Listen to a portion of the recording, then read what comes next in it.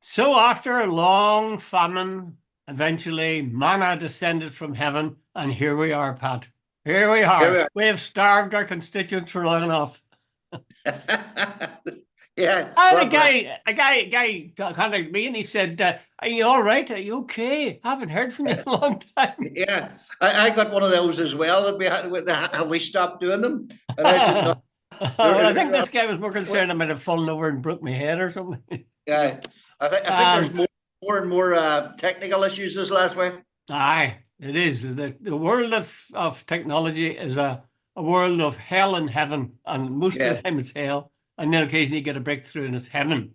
Anyway, let's talk a bit, Pat, about that wonderful debate last night uh, with the leaders. Jesus, an awful lot of leaders on yeah, RTE. There was about eight of them, yeah, and they yeah, said they picked them by lot. I know that you didn't see most of it, but you didn't. They said they picked them by purely by out of a hat, you know. But they yeah. had the two. They had beside Katie Hannon, they had Fine Gael's leader Simon Harris, and beside him, Micheál Martin, the leader of Fianna Mm, Fáil. Mary Lou McDonald, extreme right, way at the yeah, very end of the semicircle of people. So, do you think was yeah. that a fix or was that that Jude, was just fate playing a part? in the past, there used to be the FAA, and the FAA used to claim that all the cup draws were, absolutely above board. And I think we all know now that was far from the truth. They used to pick, I think I don't know how they were doctored, but anyway, apparently in the past, suddenly Manchester United was playing Liverpool. If the FA Cup didn't have a much of a Jude, so I have very little doubt that. So no, I don't know, Jude. I can't say, and I'm not making an accusation again.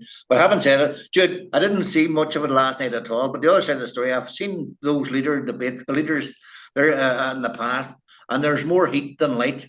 They Oh just yeah, all shout at each other, cross at yeah. each other, and nobody can keep it. And they shouldn't have eight on at the one time, no matter Too what many. anybody I says. quite agree. I quite agree. I sort of assumed it was going to be the top three, but then Yeah, again, you see the others could complain, I suppose. But in yeah, practice, of course, it was the top three that were doing the talking, especially the top two. yeah. Um, but do you think those things make much difference, Pat? Do you think the No, no, leaders? Jude, I don't think a farmer like that. Now, you see, remember that when it's the presidential debates in America, they can make Yeah, a big difference because it's only two and it's adversarial, and one can directly contradict the other in a very short space of time. yeah. Remember Bill Clinton's "It's the economy, stupid," and stuff like that. That can make a big difference. And then remember Reagan's one, "Oh, there he goes again" type thing. Yeah, yeah, All yeah. those things, and it sort of strikes a chord and it can make a big difference. But anyway, Jude, I don't believe in Ireland. Um, eight people participating in a debate, like they're all shouting over each other, and you lose the will to live eventually. Like a couple of Yeah. years back, I turned it off because I'm not wasting. I was definitely losing the will to live. Well, this was a hard sell because it was 2 hours long. I thought that was ridiculous, actually. But Yeah, there was a couple of interesting little things coming in it. At one point, they were talking about children and the way, childcare and stuff and the hospitals and so on in terms of children. The Children's Hospital, I think, might have been yeah, mentioned. But Mary Lou accused, she didn't accuse him, but she used the expression faux compassion, yeah, FAUX, faux yeah, yeah, compassion. Fake compassion, I suppose, is what that means. yeah. And, oh, geez, Simon Harris nearly hit the roof. And he said, Mm, "How dare you? How dare you say mm, that you've got a monopoly on compassion? How yeah. dare you There you. accuse all the parties of and everybody else as not having compassion?" And he Mm, accused her of a whole series of things with the connection with this faux compassion, which she hadn't done. She'd yeah, said he had had full compassion, but she hadn't said a word about the others. But he yeah, managed to get himself working up into something of a lather, I thought. yeah. Um, he's a pretty well, I don't know about a smart debater, but he's a lively debater. He sort Yeah. of debates the way he walks, you know. At 100 miles an hour. Yeah, you Yeah, could you could get hit by his elbow maybe. yeah. But I see in the papers today there's a little verbatim report. And Mm. I read this and then I had a bloody good laugh. Well, no, I'll save that for the end. There's a letter in the Irish Times today by a guy, and he's talking about the election and children. And he says that after some 5 years with Fianna Fáil and some 14 years or whatever with Fine Gael, he says some 260,000 children are currently experiencing deprivation. Yeah. And nearly 5,000 of them are living in emergency accommodation. Yeah. There are over 8,000 children on long waiting lists to see a psychologist. 500 on a children and adolescents mental health service waiting list. Just, it's one thing after the other about children. And I thought to myself, Jesus, that any other developed country would be shamed by that. But one where its coffers are bursting with money. At the same time. You'd say, surely this is the thing that you should be dealing with first. No matter what, just deal with it. How could you leave children? Jude, someone at complaint that I've yet to get a satisfactory answer. Jude, I was reading, I don't know how true it is, but I was reading last week somewhere, a teacher somewhere said that several wee boys were coming into a class with boxes letting on they had food to eat when they hadn't because they were so ashamed. The fact I thought that was heartbreaking. Actually, it really was. And I remember at the time thinking, "Good God, Jude." And I remember years ago reading that there was a teacher. I don't know where it was. Now, this is a long time ago, maybe 30, 40 years ago. Every morning on his way to school, used to buy a loaf, simple loaf, and he bought himself a toaster.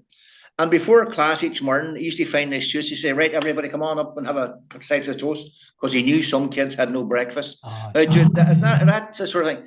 But Jude, as you say, our coffers are overflowing in the Republic of Ireland. That's a fact. But Jude, there's so many, right, Jude, let's get it clear again. Let's repeat. There's 900,000 people on waiting lists.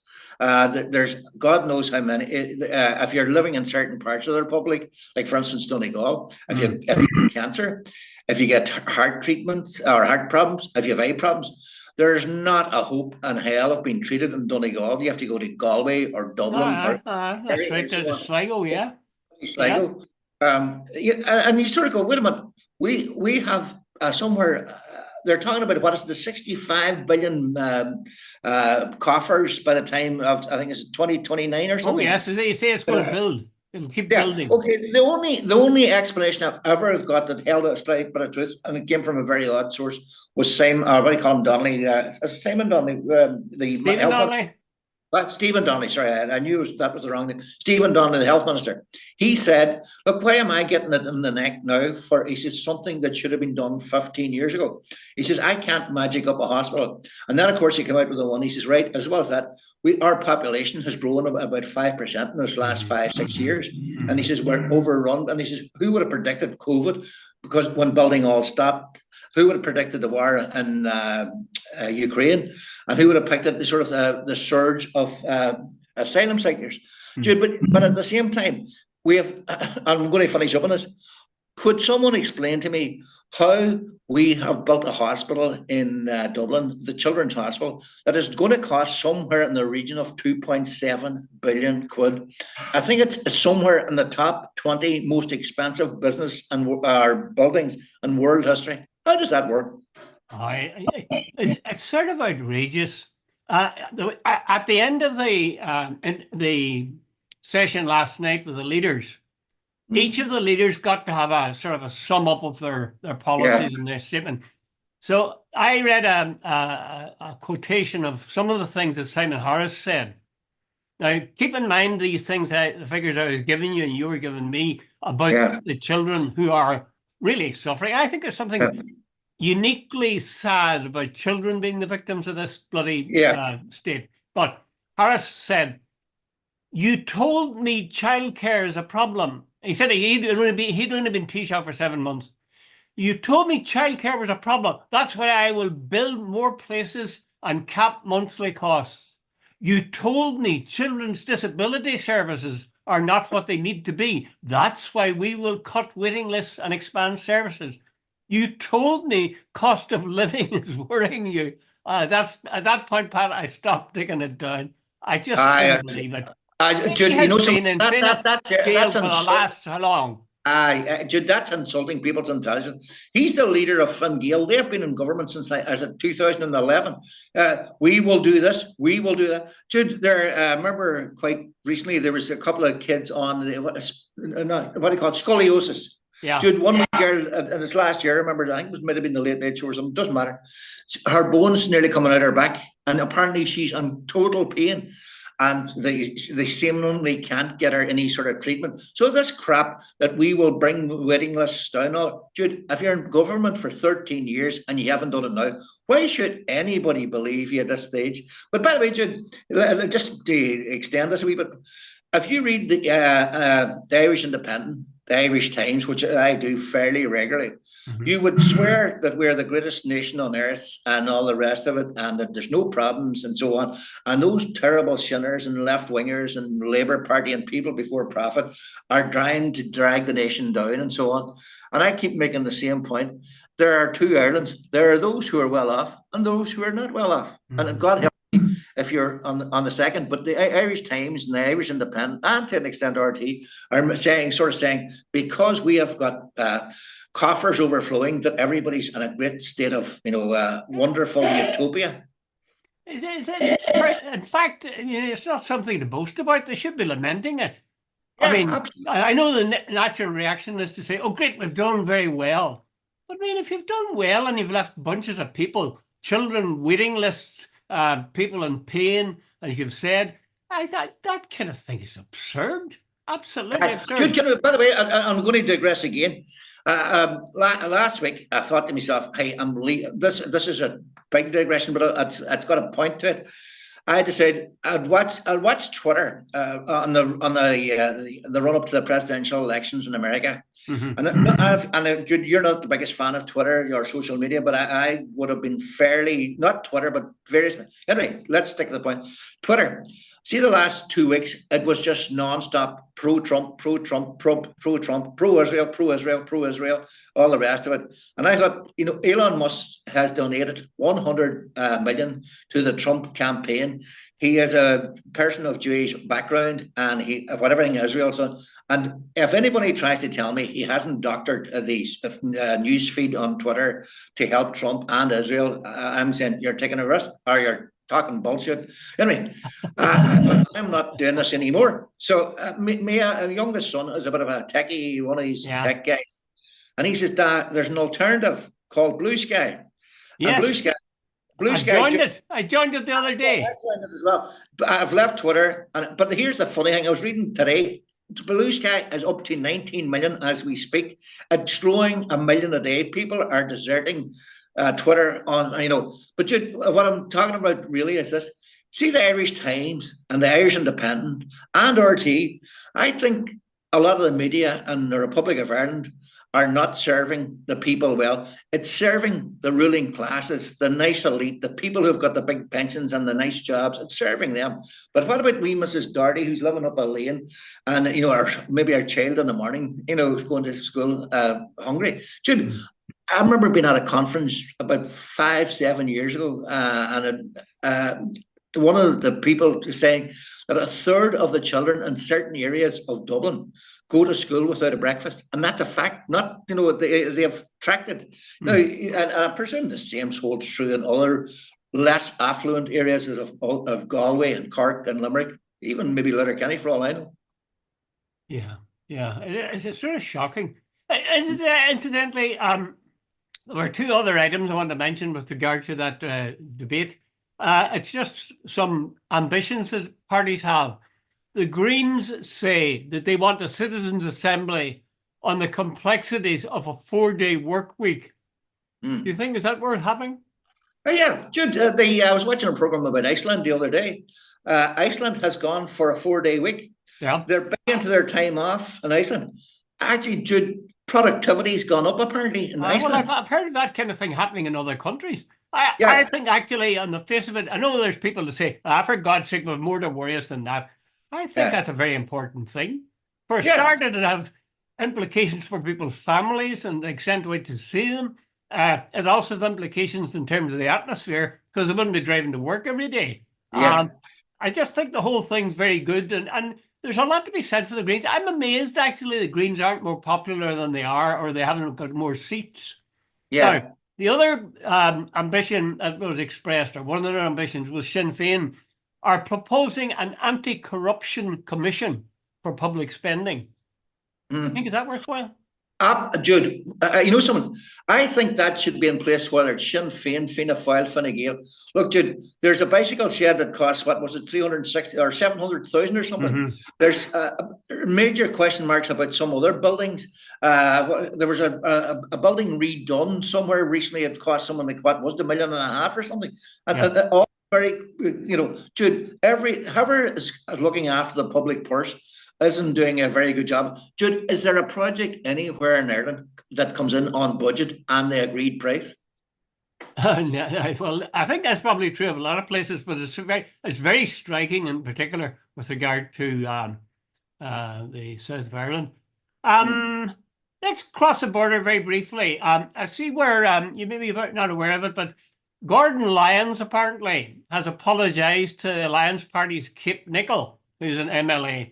And apparently she was up making a speech and he told her in an aggressive manner to sit down. And he had to apologise for it the next day. I'm wondering, I mean, there was always, well, am I wrong, or was there always a suggestion that the DUP had some problem with women? Yeah. Was it Nigel, what do you call him, the farmer leader, what do you call him, Nigel Dodds?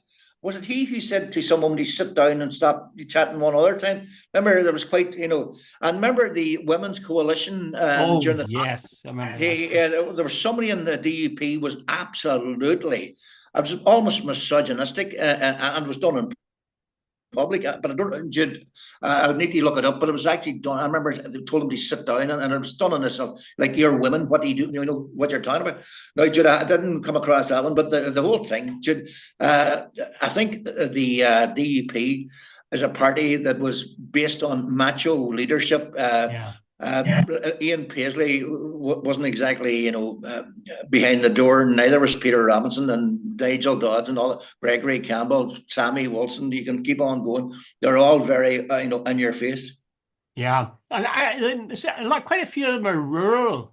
I don't know if that's any connection, but if I was looking for women's equality, I wouldn't look for it in a rural area before I would look for it in a city area. Although, there'd be somebody who said for both, but that kind of coarse individual who'd come on and say, see them, the man who'd tied up with their ability to the macho man, Anyway, Mary Lou McDonald had, I think her party had some sort of an unveiling of, I don't know if it's their actual policies or their platform or what, but in this press conference, they said that she was, I asked her, did she think she was appearing on the media too much?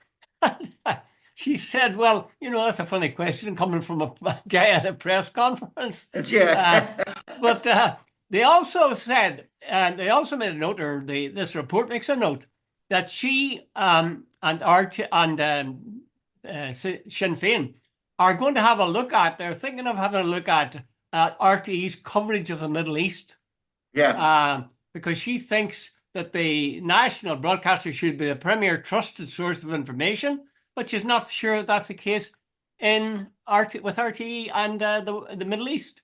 I was going to say there, Pat, I was going to say for a second, the war in Gaza, and fall into a trap, which I've always told myself I wouldn't do, but I keep doing it. There's no fucking war in Gaza. No more war than the man in the moon. But we keep saying it because the media tell us to say it. Yeah. What do you think of the Rte's report? Do you ever watch it even for reporting of the Middle East? No, I'm not so sure about it. Jude, if you're talking about the BBC, I would definitely say there should be an inquiry.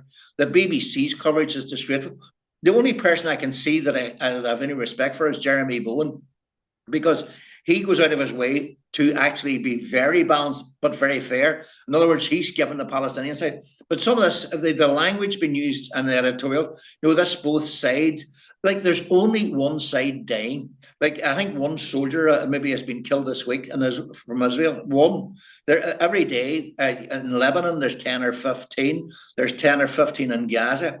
They attack hospitals, schools, refugee centres. Dude, it's just a repeat. At this stage, what is there? About 44,000 dead. There's not a hospital left. There's not a school left. There's not a refugee centre left, and all that. And it's just day. Dude, it's massacre after massacre after massacre. And you know that they're refusing to use the words genocide and all that, even though, by the way, there's a Jewish scholar whose name escapes me totally at this stage as well. He's a professor somewhere in New York who says this is genocide. I don't think I have ever heard Simon Harris talk about. Now, maybe I'm doing him an injustice, but I don't think I have heard him talking about the Middle East at all. Michal No, Martin has said a few words about it and, sort of said, yes, it's genocide. But again, I would point to the party that I believe has been consistent in its defense of Palestine, and that is the Shinners. Because yeah, I was at a couple of their conferences or Ardèches or whatever, and there was always Palestinian group, and people would say, you go over and talk to them, they're very interesting. And I used to feel yeah. sorry for them. They were trying to get some sort of support that would make a difference to the lives of people at home. Uh, Mm. so really, in practice, most of the other political parties in Ireland don't give a shit. They don't Yeah, give a shit. And the yeah. fact that it's not talked about on the discussions and debates and speeches is obvious. What do you say to you know, the way how would you, I guess, remember when the opportunity to make a stance, remember the SDLP's Colm Eastwood refused to go to the White House Oh, for yeah, whatever, yeah. yeah, right? He said he wasn't going to go there and be part of a circus with what's going on in the Middle Mm-hmm. East. Mary Lou McDonald, because she was keeping an eye on what was happening down south, said Yeah. like she wanted to be the party of representative, but she would go and make her whatever points and all the rest of it. Mm-hmm. Like once she went, a lot of Sinn Féin people says, "Wait a minute, what's the difference between Sinn Féin, Fianna Fáil, and Fine Gael on the Middle East if this is the way she's going?" So now there's a couple of other things that I think the Shinners must judge the public, and they've paid a price for that. Well, you see, I think that's I agree with you that they have paid a price for it, and a lot of people will say that was a mistake. But again, I mean, whether or not they went to America, that's a gesture. The fact is Yeah, that year after year after year, they'd have statements put out as after their Ardèche. These guys were at the Ardèche. They were very often publicly acknowledged and clapped. And on yeah, occasion, in fact, they spoke on it, I think. yeah. So I think words are more important. But Jude, Uh, was there not someone in a Belfast hotel where some pro-Palestinian people were asked to leave at a Shinners meeting? I have a feeling it might be right. Yeah, yeah, Yeah, yeah. yeah. And And that was, apparently, a I lot of think their people took claim was except. oh yeah, there was a protest by Palestinians, and I Yeah, think whoever it was said that this is not the occasion for it, yeah, which was yeah. that would not play very well. I agree. No, Yeah. no. Yeah. Um, I- are you familiar with this famous scuffle that occurred with this man No, Judy, I McGahan? heard about this. The guy, what the Fun Gael guy. Well, I've it's been been about a ball and chain around Simon Harris's leg from the it. moment that the campaign kicked off, the election campaign. Because what happened was that this guy, and this goes back to 2018, and a Yeah, guy called John McGahan yeah, is running in County Louth as an yeah. MLA for the Fine Gael party. And he has been By the way, he's running for a TD, not MLA. oh, sorry, sorry, of course, TD. And Simon Harris has given him his blessing. Yeah, But the fact of the matter is, and he says that, well, I'm giving him my blessing because he was tried in court and he was found not guilty. yeah. Um, now, there's two things there. One is that's absolutely true. But one of the things is I did a blog on it and I put up a photograph of the guy after Mm, he'd had this scuffle with mm, the guy's name is something like um, Breen Smith or something like that. In yeah, any case, he had a photograph of him after he'd been hospitalized after the yeah, scuffle, and his face is a mess. I mean, he's yeah. got two black eyes, he's got cuts here, cuts there, cuts all over the place. The other thing is, which Horace didn't mention, is that the case was taken to the High Court, and the Yeah. High Court found in favor, largely in favor, not unanimous, but largely in favor of this guy who had been beaten up by Yeah. McGahan, and awarded him €39,000 for his Yeah. injuries. So I think that Simon Harris, he didn't want to bring it up. He talked about it as a scuffle. And I mean, he got some stick for that last night. And I think they're right. It clearly wasn't a scuffle. And he said, "Oh, well, I didn't know. I thought it was a scuffle. But when I see the video now, I can see it was more than that." Yeah. Let's see. So I have to put out the proviso. I don't know enough about the case, but if as what you've outlined, that the guy has face looked like he'd been punched senseless and black eyes. You check my, along with the thousands of hundreds of thousands of others. You could check my blog site. But the point I'm making is you can't refer that as a scuffle. Secondly, if the High Court awarded a man damages, but Jude, every political leader is going to downplay his candidates. Oh, not at all. There was nothing to that. It was such and such. I know it, and it was just resting in my account type, type thing. They never do anything wrong, whether it's financial and all. Jude, we started off earlier in this country about a whole lot of things that no one's ever held accountable. It's always a systemic problem in the Republic. It's Jude, what do you call it? Waiting lists. Oh, it's a problem. Something goes wrong in an operation. Oh, it was a mistake in the system and whatever. Like, it's about time as a wee bit of individual sort of responsibility. Yeah. Okay. Very quickly, because we're running out of time. About 5 minutes left. Michelle O'Neill was at the Cenotaph on Remembrance Sunday, and some 100 people, I think, or 100 families from Tyrone had a letter in the Irish News, as far as I know, where they complained about this and said it was wrong and so on. Now, Patrick Murphy, I know you're a columnist for the Irish News, and I was a columnist for many years. So I wouldn't want to say too much about this, but I've always thought that Patrick Murphy was a fairly stern anti-Shinner or anti-Republican, and fairly mild even in terms of nationalism. But Patrick Murphy has an article in it, and he's attacking. Well, he's not attacking, but he's been very, very lukewarm about Michelle O'Neill being at the Cenotaph. Yeah. Which kind of surprised me. He talked about the fact that the only people that spoke up were these Tyrone families, and that the others, like Belfast and Derry, that I forgot what the word he used, but it was something to the effect that they submitted to the rules from central headquarters. Would you say that the newspapers in the north are all fair-minded and just like RTE completely even-handed, and the BBC? No, like a columnist, I'd say there's put you on the spot there, Pat. There's always a health warning, isn't it? These are personal opinions, not necessarily those of the newspaper. But that's the first thing I would say. But no, Jude, I was watching the UTV. I think it was the night after the Cenotaph, and there was two fairly heavy-duty Orange Order types on. They had on their, the Easter, not the Easter lilies, the lilies, poppies. Jesus, they had on, and so on. And they were absolutely scathing about Michelle O'Neill being there. And I thought, wait a minute, here's, if she wasn't there, they'd be scathing. Exactly. And when she's there, they're scathing.